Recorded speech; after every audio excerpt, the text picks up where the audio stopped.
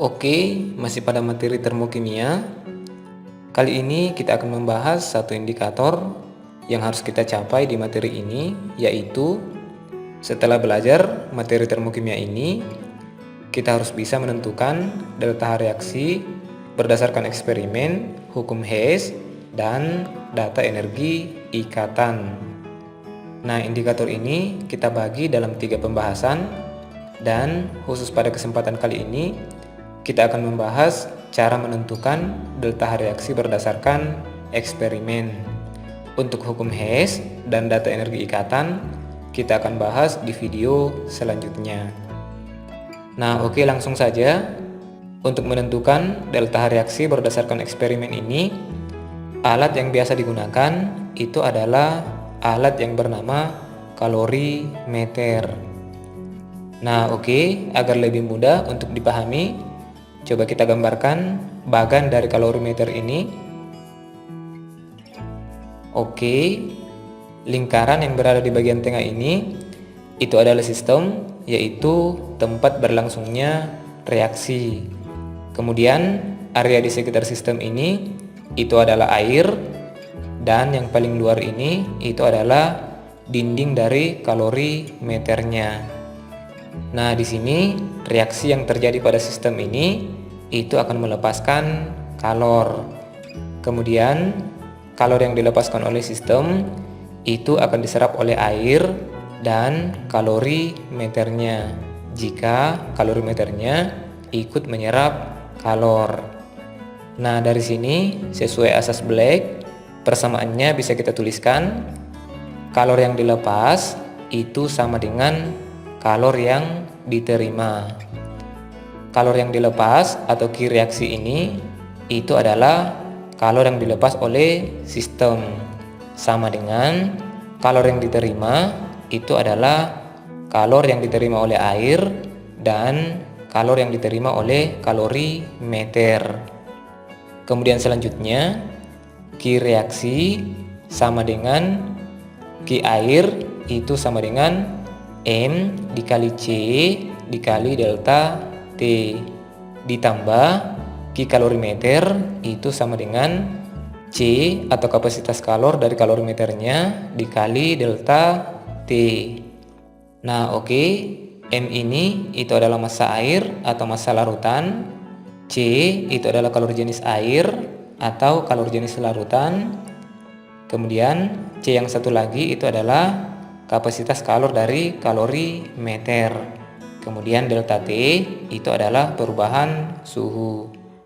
Nah, oke, selanjutnya untuk menentukan delta H dari reaksi yang terjadi pada sistem itu sama dengan min Q reaksi per mol dari yang bereaksi.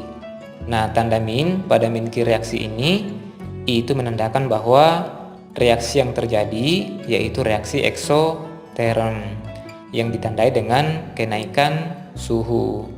Nah, jadi tanda min pada min Q reaksi itu bisa kita hilangkan jika reaksi yang berlangsung itu adalah reaksi endoterm yang ditandai dengan penurunan suhu.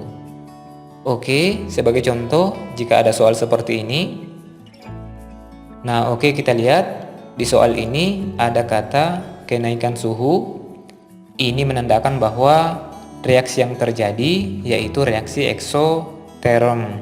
Sehingga pada persamaan awalnya kita tuliskan delta H sama dengan min Q, kita berikan tanda min pada kalornya per mol. Oke, selanjutnya min Q itu sama dengan M dikali C dikali delta T per mol itu sama dengan gram per mr. Nah, oke, kita masukkan nilainya. M atau massa air kita peroleh dari 50 ml itu sama dengan 50 gram dikali kalor jenisnya 4,2, kemudian dikali delta T 32 dikurang 27 yaitu 5 derajat Celcius per gram yang bereaksi 2 gram per mr nya 40 Nah, dari sini kita dapatkan delta H-nya yaitu min 21 kJ per mol. Oke, contoh soal selanjutnya. Jika ada soal seperti ini, coba kita jawab sama-sama. Karena di soalnya katanya direaksikan, kita reaksikan terlebih dahulu. HCl ditambah NaOH, maka hasilnya yaitu NaCl ditambah H2O. Nah, kita lihat HCl-nya katanya ada 50 ml 0,4 molar. Begitu juga dengan NaOH ada 50 ml 0,4 molar. Sehingga volume totalnya yaitu 100 ml. Nah, dari 100 ml ini berdasarkan massa jenisnya yaitu 1 gram per mililiter, maka massanya kita dapatkan yaitu sama dengan 100 gram. Oke, kita tuliskan persamaannya.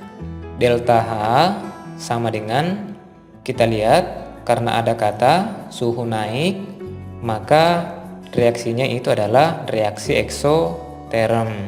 Sehingga Q-nya kita berikan tanda min.